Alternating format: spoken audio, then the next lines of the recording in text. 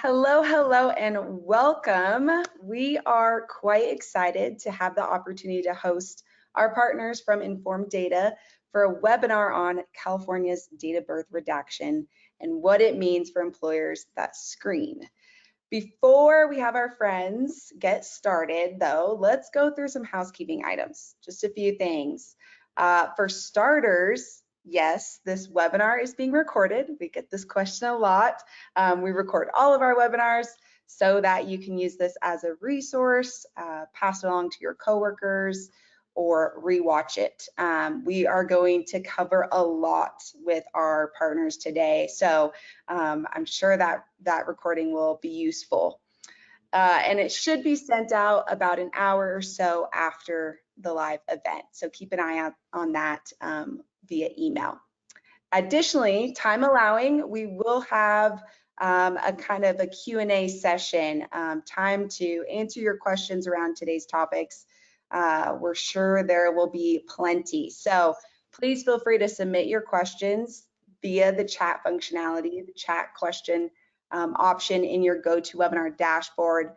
If everyone wants to kind of, test it real quick, maybe submit where you're watching today's webinar from. I'm in wonderful Denver, Colorado, where it is freezing cold. We've got Angela in Arizona, great. We've got California. I'm very jealous of these the weather in California and Arizona. So Utah, very nice, very similar to Colorado, I'm sure. So that is how you can submit questions throughout the webinar. We will wait till the end to bring those questions up to our speakers today, just to make sure we get through all the content and the topics that we would like to. And if we don't have enough time, don't worry, we will do our best to follow up after today's event with you regarding your questions. So keep them coming throughout the webinar today, and we will get them addressed. Now, I'd like to get things going and introduce our speakers for today's webinar. We've got Vince and Brian, leaders of InformData's Sales and Strategic Accounts team. Brian, Vince, how are you guys doing today? Doing great. Thank you for having us. We appreciate it. Excellent. Honored to be here. Great. Excellent. Vince gave us an excellent. We love to hear that. We are so excited to have you guys here as partners of ours and experts here. So before, I kind of pass today's webinar off to you, thought it'd be good to start off with a little icebreaker for our audience and start things off with a poll question. So I'm just going to launch this and give, maybe 30 seconds or so for everyone in the audience to answer. But how aware are you of California's date of birth redaction? You've got super aware, somewhat aware, or not aware at all. Super curious to see, kind of where our audience is today regarding this topic and, our opportunities to learn. So we'll just give it maybe 10, 15 more seconds to kind of dwindle in, and then share these results. All right, let me just pop these open. So looks like actually most of our audience is not aware at all. So looks like we've got a lot of learning opportunities for today's event. What do you think, Vince and Brian? I think that's perfect. Yeah, exactly. All right. Well, with that, I'm going to go ahead and pass things off. Brian and Vince, it's your show now. Okay, great. Thanks for helping us kick off, and hello to all the attendees. Like I mentioned, we're honored to be here, special guest host for this webinar. Myself and Brian, we represent a company called InformData. We are a global provider of people data to Verify First and other companies known as background screening firms or consumer reporting agencies, also known as CRAs for short. So we are a furnisher or a provider exclusively and only to CRAs like Verify First. We own and operate an extensive network of court researchers and other types of technologies that allow us to retrieve information directly from primary data sources like courts that maintain criminal records that you're trying to seek for your applicants or your subjects, or renters are looking to fill units if you're in tenant screening perhaps. So we're here today to try to provide some insight into the challenges associated with what is going on with getting good data from the state of California. That's what we're here for today. Yeah. Thank you, Vince. And I'm Brian Snow. I run our strategic accounts over at InformData. And again, thank you to Liv and team for allowing us to be the guest presenters today. So let's go into the next slide real quick, just as a disclaimer that we have to talk about before every webinar we help host. The information and opinions expressed are for educational purposes only and are based on current practice, industry-related knowledge, and business expertise. The information provided shall not be construed as legal advice, expressed or implied. With that riveting statement out of the way, we are going to move into talking about the broad 30,000-foot topic today. What's going on in the state of California as it relates to information you can find on individuals in courthouses? Well, over the past 18 months, things have changed a lot as it relates to what we call public records information, specifically information you could obtain from courts. There's been a large redaction or a barrier, even a removal of some cases of what is known as personally identifiable information. It's PII for short. And PII are things like your name, your full name, your date of birth, your home address, your social security number, any other particular markings, hair color, eye color, tattoos, all that can be considered PII. In limiting the public's ability to obtain PII from courts all throughout California, they feel that they've done a good job and a good service because they're trying to prevent potential identity theft or identity fraud, limiting that information. However, the redaction of that PII has come at an inadvertent cost, and it's created what you may have experienced. Even if you're not fully aware of the issue, you may still be experiencing the fact that there are delays with obtaining background check reports on individuals in California. Without access to that PII, someone's date of birth or their driver's license number or their address, it becomes very difficult to ensure that a possible criminal or civil record does or does not belong to the specific individual that you or your organization is performing a background check on. And we're going to get into some of those nuances and some very specific examples later. But in general, this is the broad 30,000-foot view problem that's happening. California has redacted information, PII, from courts where you can go get primary source data to confirm an individual's background. So how do we deal with that problem? That's what we're here today to talk about.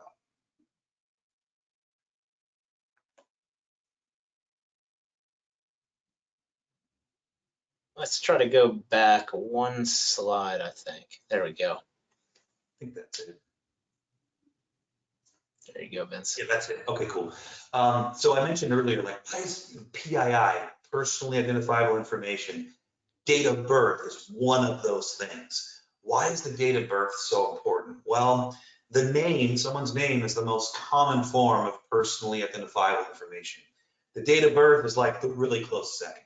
You don't usually start off with getting access to someone's social security number or all the addresses they've lived at. It's normally their name and their date of birth because that's what's on their driver's license at the time that they are booked or arrested or arraigned, and then that information carries all the way through a court hearing or an indictment, a ruling and a disposition or a dismissal.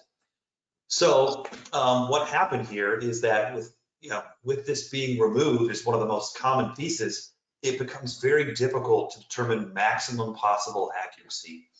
What happens if there's a really common name for someone? And we're going to show you all some in a minute.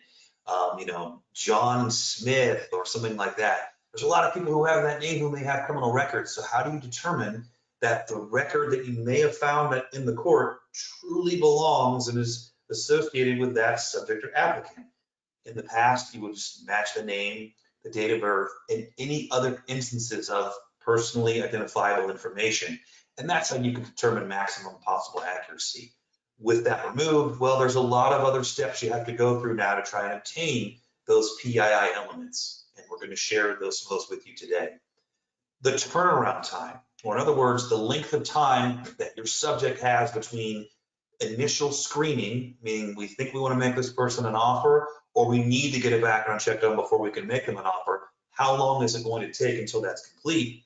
What's happening in California is causing severe delays with that process. It's not as timely anymore than just walking into a court, seeing a terminal. A lot of these places are running like Windows 85, by the way. It's not high tech.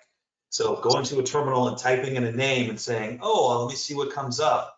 Before, 18 months ago, you could get names, dates of births, all these things, and be very quickly with this job and be done. Now there are a lot of extra steps you have to go through that information has been removed from the public access terminal, the primary source of how you access information. So now what we have to do is we have to work with employees of the court, clerks of court clerks for short. Believe it or not, their primary function as an agent of the court is not to service background screening companies or HR representatives that need to fill jobs. Their primary function is to serve at the pleasure of the court and the judge, the appellates, the plaintiffs and the defendants and the attorneys. Oftentimes our requests for, hey, can you confirm that there is a date of birth on file for this record? I've got to match it to this applicant. That goes to the bottom of their list. And we'll get into that in a little bit why that is. But we're here to provide insight as to why these redactions have occurred. And now that they have occurred, and we have to live with this new reality, what steps can we do to still ensure maximum accuracy? And what can we do to mitigate lengthy to severe delays? We're going to walk you through the rest of that today. Yeah. And part of what Vince mentioned was common names. And we can go to the next slide. But the reason why the term common names is so important is because of what Vince just mentioned. I'm sure there are people on this webinar that know exactly what this is, but this is California's Rose Bowl Stadium in Pasadena, California. I've had the pleasure of going here several times growing up with my grandparents living in Pasadena. And you may be wondering, hey, Vince, hey, Brian, what does the Rose Bowl have to do with common names? So the Rose Bowl, if you didn't know, is one of the top 10 stadiums in the US in terms of capacity, holding 91,000 people. I promise this is relevant. And so the three most common names in America are the Smith brothers. You have James Smith, Michael Smith, and Robert Smith. To put it into perspective, all James, Michael, and Robert Smiths in the US could not fit in the Rose Bowl at the same time. There are over 100,000 James, Michael, and Robert Smith in the US. And so if you are to perform a background check, a criminal record screening on a James, Michael, Robert Smith, and you don't have access to any other PII, no DOB, no address history, how are you reasonably going to ensure maximum possible accuracy? And that's just a quick overview of why having the DOB, having other personal identifiable information is so important when we're going through this process. We can go to the next slide, Liv. So you get a bit of perspective there on what happens when there's so many common names, so many potential names or records that could be attached to that. Without a date of birth, which I mentioned earlier, it's the second most common identifier you could use to match possible records to your applicants, you really can't reasonably determine James Smith is the James Smith that you're looking for with the background check process. It's really difficult. There are a lot of nuances to this, and this just kind of gives you an idea of the scope and the scale of how many people that you're really dealing with. The nuances here are that there are sometimes you can look at a criminal record and say, well, this case was filed 30 years ago. This person wasn't even born yet. Great, easy way to detach that and knock that down. The age of the case can happen, or they were sentenced 20 years ago, they weren't even an adult. Great, that's one way to kick it out. That's one way to help too. But more often than not, if something happened within the last 7 years of this person's adult life and what you're doing your search to confirm, we have to seek other alternatives and other methods outside of our normal process of just going to the terminal that the court makes available to us in order to verify DOB and verify that that record does belong to the subject in question. It's way too important to simply leave to chance or just say, well, you know, we did a search, these records may or may not belong to this person, here you go. That ends in a nightmare scenario for everyone. So the measures and means by which you have to perform background check screening research in California has really changed a lot the last few years. So the next slide kind of goes into like, you know, what else is going on there and what's happening. So as we approach some really specific examples in key areas of California that we're going to detail, what it looks like to obtain dates of birth, driver's license numbers, things like that. You know, there are other challenges happening at the courts too. So not to pile on, but you know, I think we all remember this little thing in 2020 called COVID-19, the pandemic that hit. And since when 2020, when the pandemic hit, the courts were just as affected just as much as everybody else. Well, we've got to shut down. No one can come in. The budgets get changed. The staffing requirements get changed. And there was a severe reduction in the amount of employees or clerks of court at these courthouses in the year 2020. Okay, fast forward a year or two, or if you can believe now we're almost 3 years removed from that, these budgets haven't changed. No shocker there, right? They haven't gone up. So the courts haven't hired back all that staff and grown and then some over this 3-year period of time. Many of our own businesses can probably speak to that, certain departments and divisions as well. They got leaner, they right-sized, they felt we can operate this way at a savings or at a reduced cost and still be okay. So when you combine the redaction of the PII and public terminal, necessitating the need to work with clerks, and then you add on and combine, well, now there's less clerks to work with too. You see a real double whammy situation here where people who go into these courts to verify this information for these background check reports, they don't have all the information available at the tool that's given to them, and they don't have a lot more people now compared to 3 years ago to help them get that information that's behind the gated content. You know, you've got to talk to the clerk to get that date of birth. We can't have it on the terminal. Someone could steal that, do identity theft and all that. So it ends up being really, really tough to mitigate some of these situations. So there are new things happening too. There are new bills happening. Brian, I know you wanted to touch on the fact that I covered what happened about 18 months ago, but now there are more bills on the immediate horizon that can complicate things even further. Yeah, exactly. And thank you for touching on that, Vince. I think the important thing is we understand where we're at now, right? Which is a bill was passed in 2021, redacted the DOB and other PII in California. Understand it creates difficulty. That bill resulted in a couple different measures, right?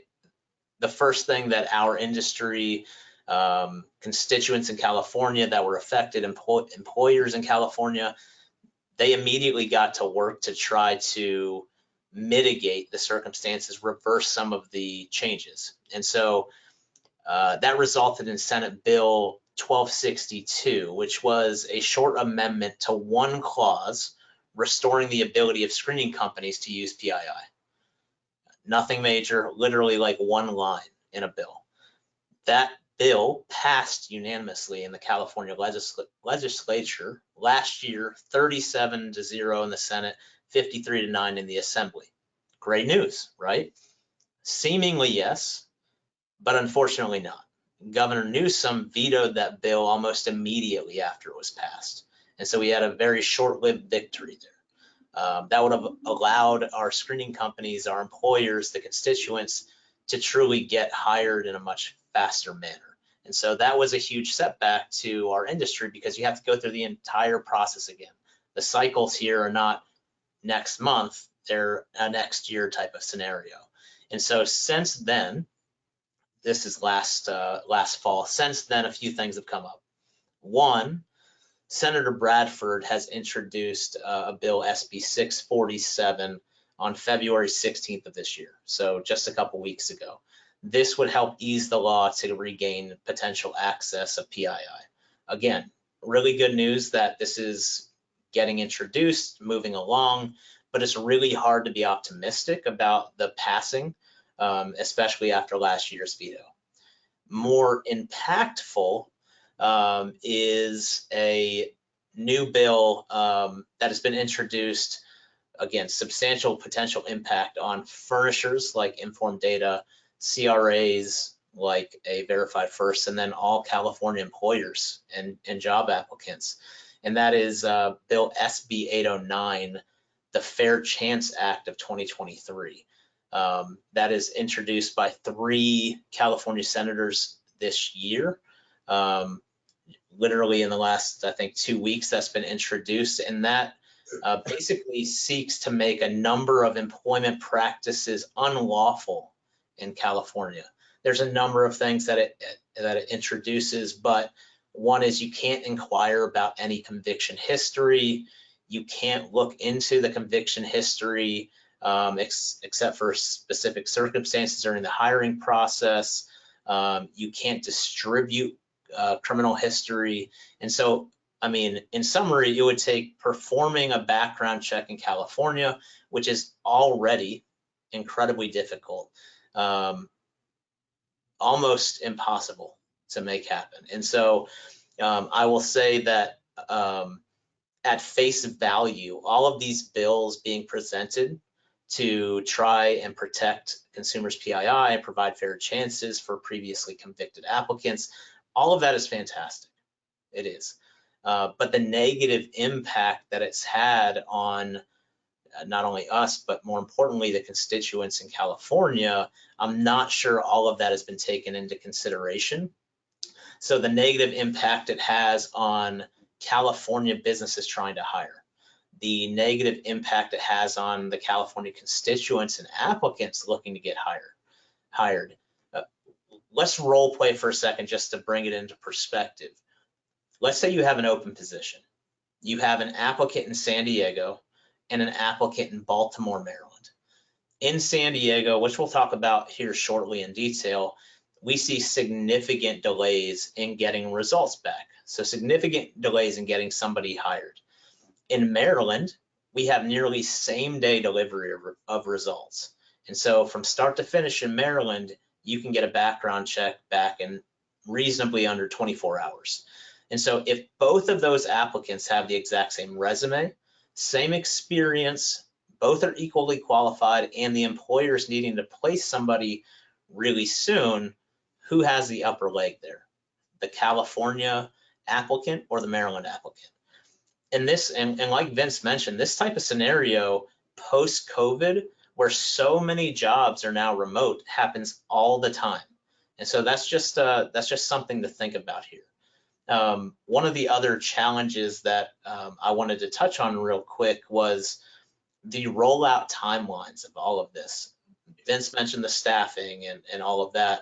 Part of this is you have over 400 courts in the state of California. So just because a bill gets approved, it doesn't mean it gets enacted on the exact same timeline across all 400 courts.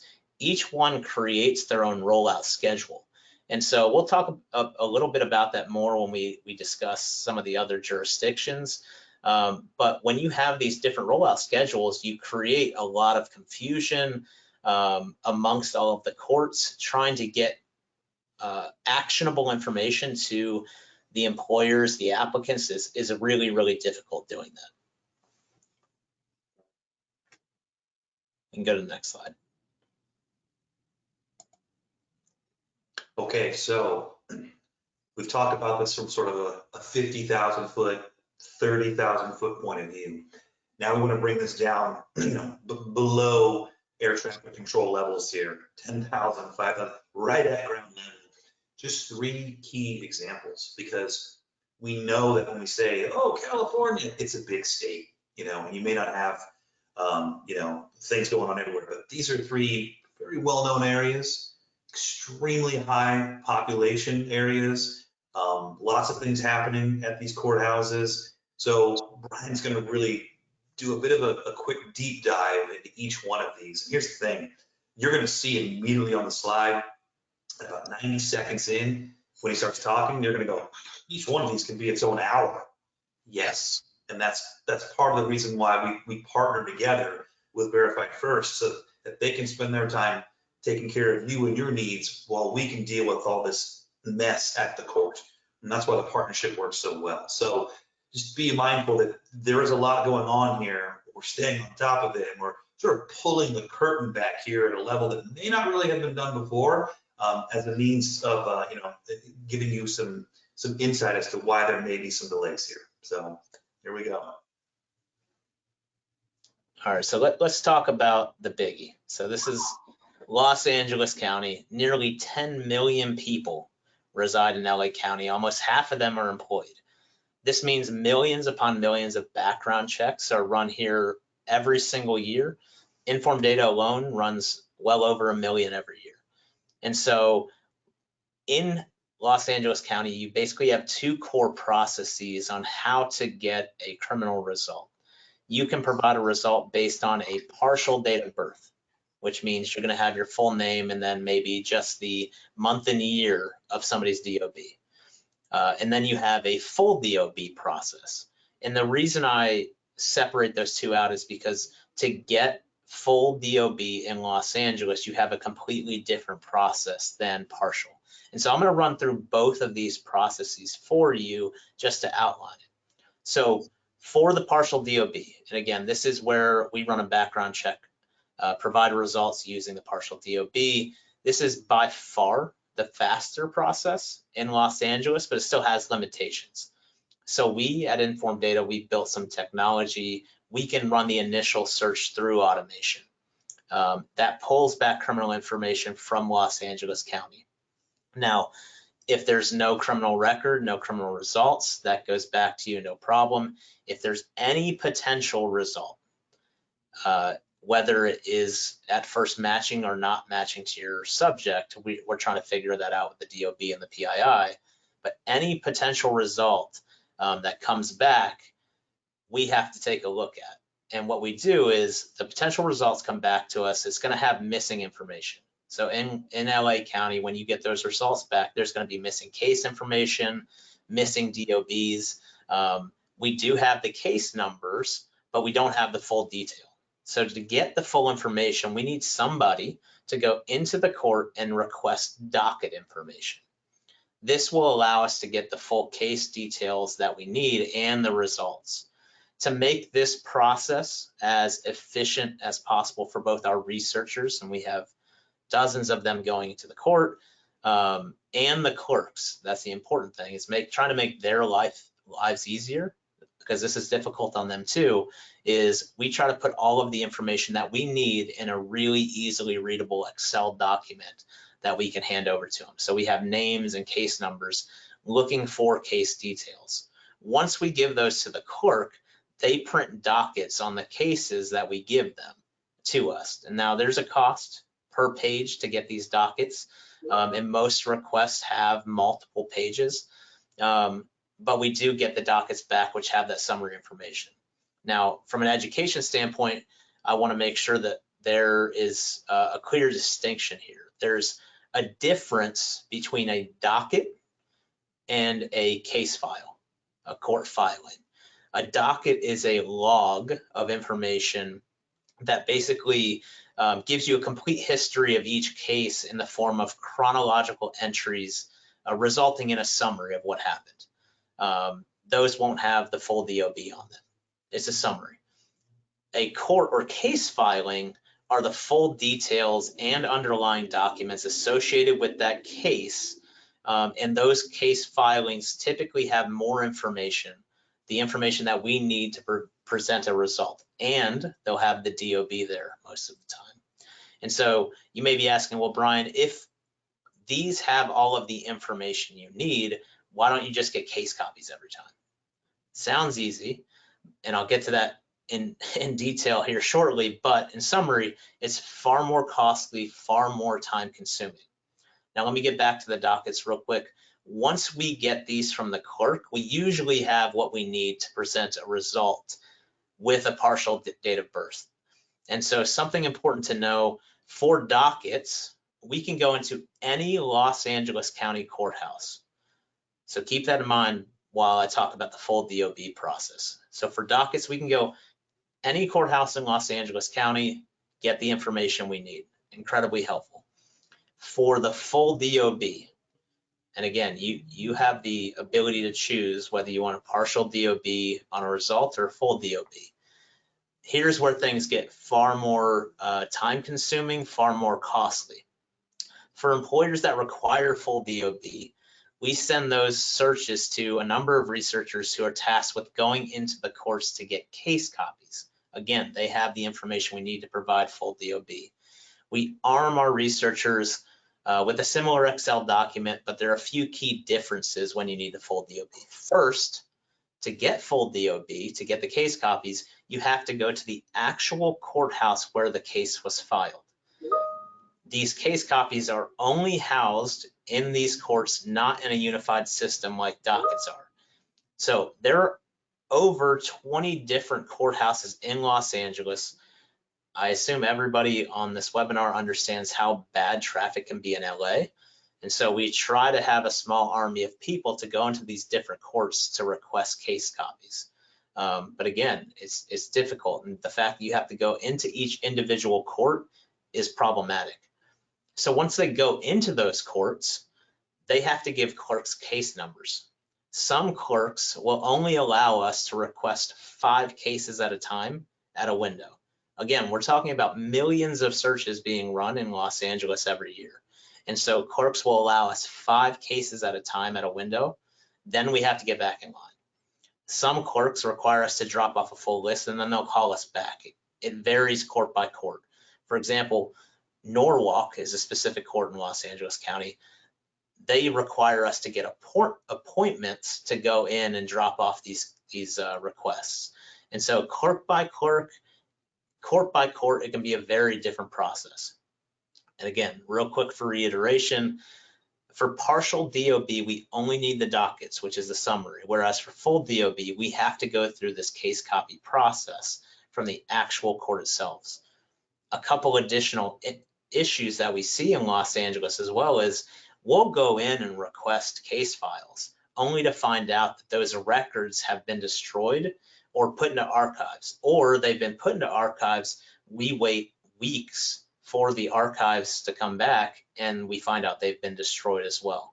And so again, those are a case-by-case basis. It's not like one hard set rule where we know exactly when this case is going to have a destroyed record. And so it's just something that we have to deal with again.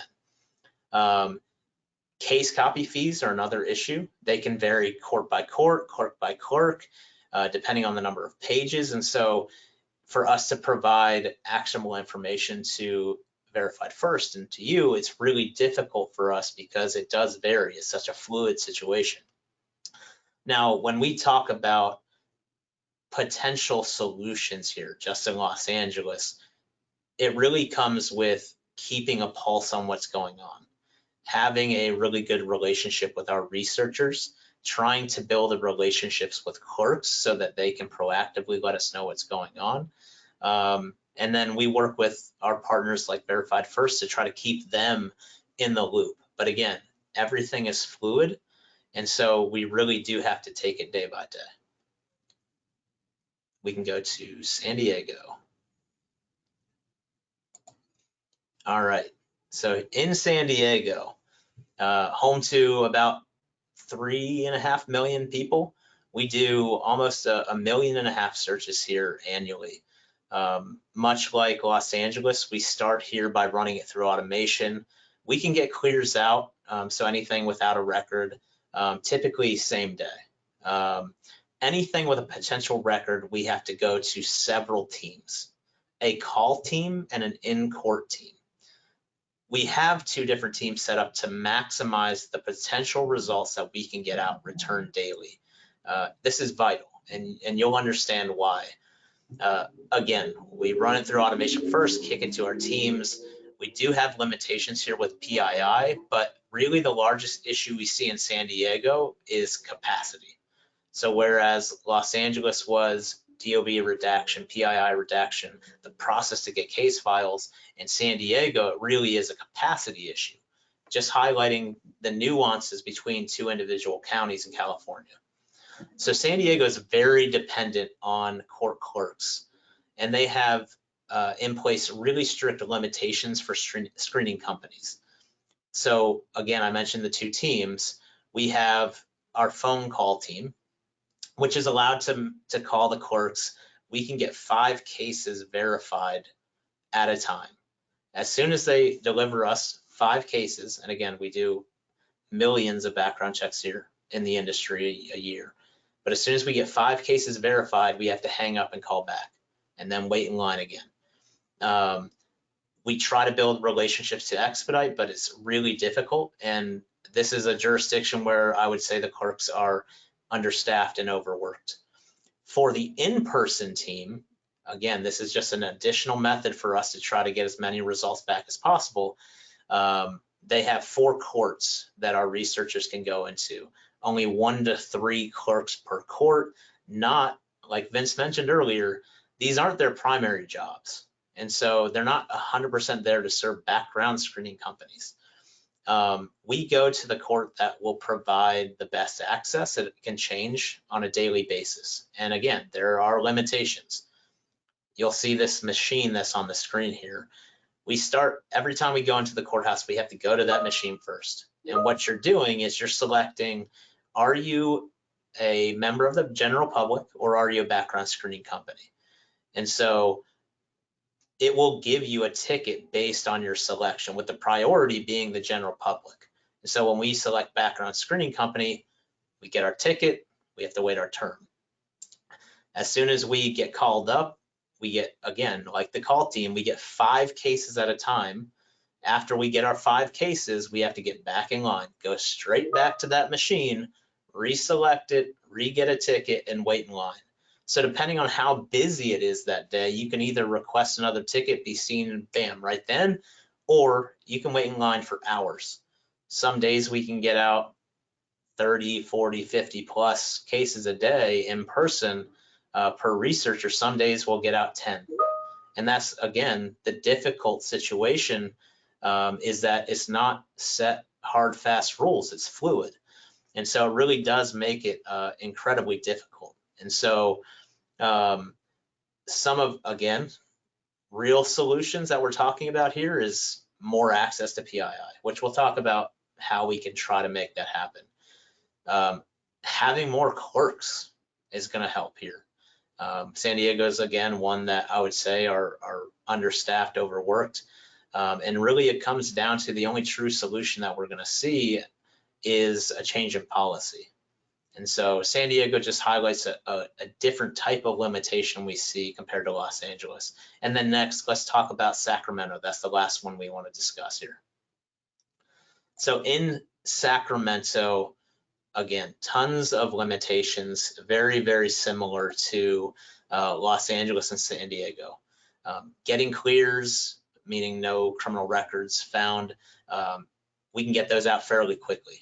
But absolutely no DOBs are available on the public access. So identity matching is very difficult and requires way more possible results to go to our on-ground team in Sacramento, or our researchers actually going into the court. Like we talked about with the common names, the John, the Michael, the Robert Smiths, there's 100,000 of them in the country, right? And so if we have no DOB on file, every single John, Michael, and Robert Smith, we have to send to an in-court researcher to try to find additional identifiers to do some identity matching to make sure that we're returning maximum possible accuracy. And so once we are in court in Sacramento, we have to request case copies. It's a lengthy process. We've talked to a number of clerks there, and they said that their goal is to maintain a turnaround time, meaning the time it takes them to get results back to us, of 30 days. 30 days. That's their goal. So realistically, you have applicants that are looking to get hired who have already started that process, going through the process, who have to wait an additional 30 days before they can get placed. And hopefully there aren't other qualified individuals in other states, like the Maryland example we gave earlier, whose turnaround time is hours, that they'll get placed before them. And so we've also talked to the clerks in Sacramento about what they can do in the meantime. And they've talked about how they're implementing weekend schedules, evening schedules to help get caught up, which we think is great. And we're optimistic that that eventually happens, but we've seen no evidence of it yet. And so again, Sacramento, much like the San Diego's, the Los Angeles, is a lot of limitations in what we're able to get access to, and the time that they have placed on getting results back to us is just extreme, making it really difficult for employers finding the right people and placing them in the right jobs. So let's go to what's next. That's a lot of stuff going on. How are we handling all this? Well, it's a combination of a few things. Obviously, the one thing that we probably have underscored is you have to have the right kind of technology and platform to be able to handle this sort of thing. Information going back and forth and transmitting it, making sure it's in its right place and secure, having an extensive network, multiple waves of individuals you can use to leverage time in and out of the courts, relationships you can develop with the clerks as well. You've got to have a pulse of what is going on both in the court and on the state. Kind of like the old saying, are you working in the business or on the business? You've got to do both in California. You've got to put the work in the courts there and develop relationships there to hear what's happening. But you also have to have it at the PDSA level, CDIA level, keeping up to date on legislation and bills with lobbyists as well. So in and on have to be working nearly constantly here. Really have to understand that there are going to be some limitations. There are going to be some time limitations or staffing limitations. The big word for me in all this is simply communication, which is part of what this is today. Are you properly and effectively communicating the agreed upon and aligned upon expectations when you have to do background checks reports in California? First thing you should think about is, oh, okay, it's going to be time sensitive. It could take longer, and there could be some challenges if there are any potential records involved. So if anything has been admitted or provided already by the applicant, we know what we're in store for here. It's going to be different than, as Brian mentioned, something like Baltimore, Maryland. So those are a few things early on that you can do to kind of mitigate this. Brian, anything else you kind of want to add in here, higher level? Yeah, a couple things. I mean, I think what's really important, and as we talked with we have an entire team focused on California specifically. As we talked to our California team, one of the things that they said that historically has been the most impactful is for California businesses, California constituents writing to their local legislator and describing to them what the potential issues are, the potential pain points are for having limited PII, for taking so much longer to return a result to them compared to other states.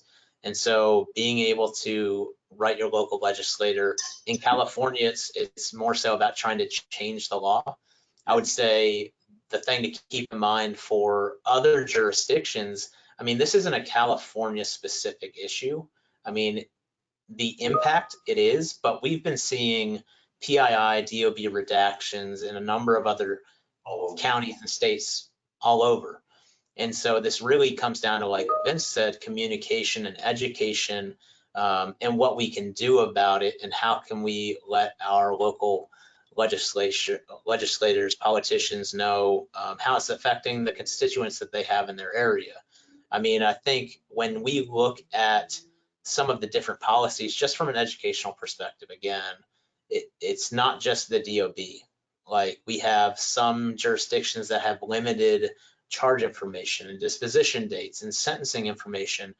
It makes the fulfillment of records very challenging, which for you all is such an important reason to have a verified first on your side to keep up with all of those intricacies, because you trying to do it on your own is nearly impossible, especially with as fast as it changes.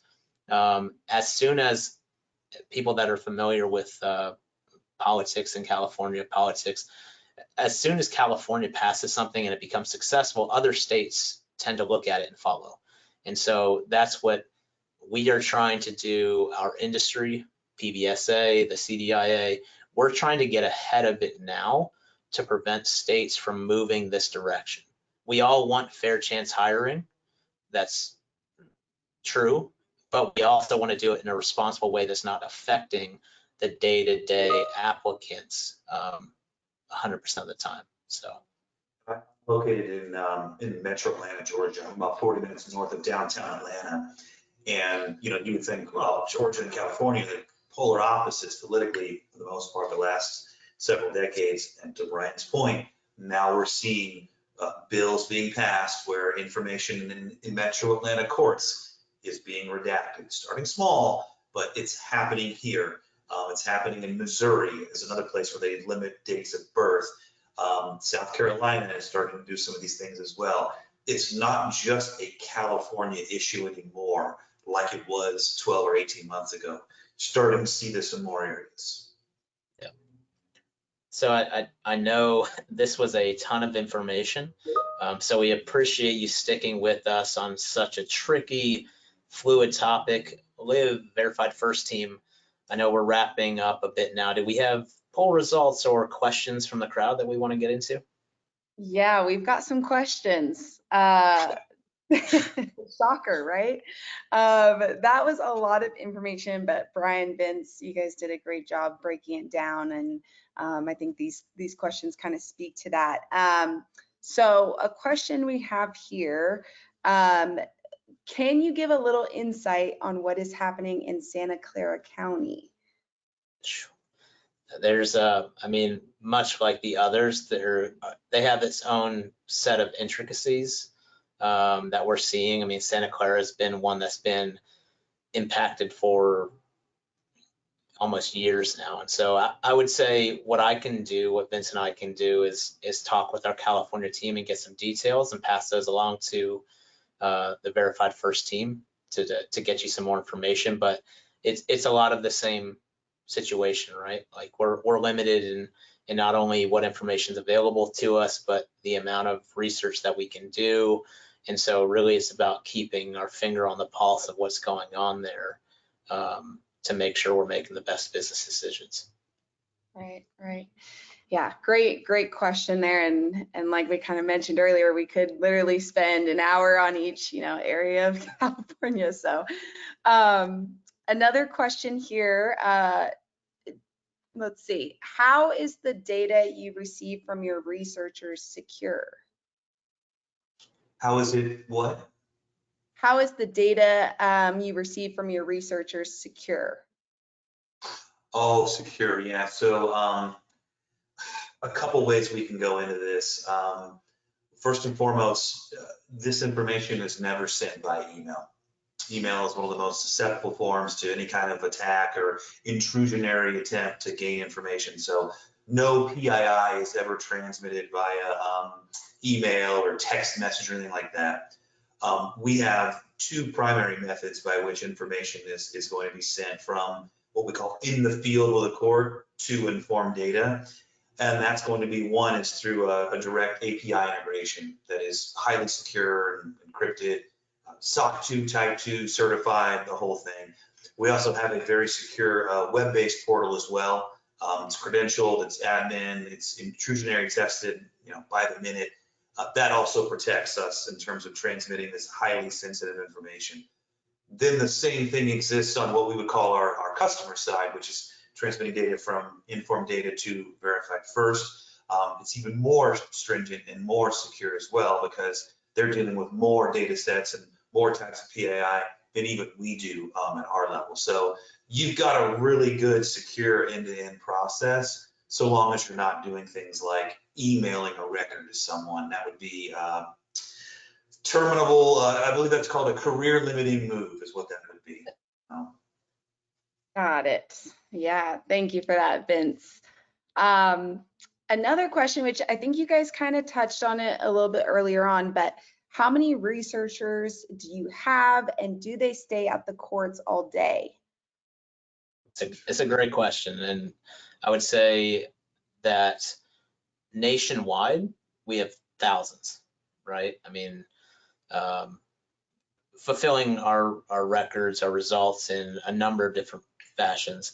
In California specifically, it truly does depend on the jurisdiction. And so like a jurisdiction like we talked about with San Diego, we have researchers at the court all day, every day. And so they go in, click the screen, select public background screening company, get in line. Same thing with Los Angeles with partial DOB. They are going into the courthouses, so asking for the docket information. For full DOB, they're driving specifically to the court where the case was filed, trying to pull those. And so in every single jurisdiction, pretty much in California, we have multiple researchers not 24/7, all day, every day during the business hours to fulfill records. Yeah, that was a great. My fun answer is always more than two. We've got more than two that to rely on. More than a couple. Awesome. Yeah, that was a great question and detailed answer. One more here. We've got, does this apply to those of us who are live scan providers? That's a great question. I would think that this would be a little bit different. Live scan is going to be a little bit different. I don't think they're necessarily requiring to go into the court to get a verified record every single time. So we can double check on that, but I would say that it is going to be different. Okay. All right, that was also a very good question. I think that's all of them that we have at the moment. But to our audience, if you have additional questions that you want to send along, you can send them now, or you can send them in the survey that's going to pop up at the end of the webinar. Brian, Vince, any kind of last remarks before I close us up? No, always communicate questions and always communicate with Verify First what's going on, what challenges you have. They're a great company and they're here to help you. Absolutely. And thank you for joining the webinar. I know it's a tricky topic, a bit heady, and so we appreciate the time today. Yeah, no, thank you, Brian and Vince, so much for joining us and walking us through California date of birth redaction and what it means to our audience. Just reminding everyone here that this webinar was recorded, so you will get, I saw some questions in the chat, you will get the recording, an hour or so after the live event. SHRM and HRCI credit is also available for today's event. So just fill out that survey that will be popping up shortly after once I kind of end this webinar, and you'll get the activity codes there. And please also give us feedback if you would like more webinars featuring Brian and Vince, or on topics as such. We want to make sure we're supporting you all, whether you're a client or a partner of ours or anyone else. We want to support you in navigating all these changes that are very fun and exciting. So that's about all. The QR code will take you to our contact page if you would like to get in touch with a Verified First representative. But other than that, fill out that survey at the end of the webinar, and thank you all for joining us today. Thank you. Take care. Thanks.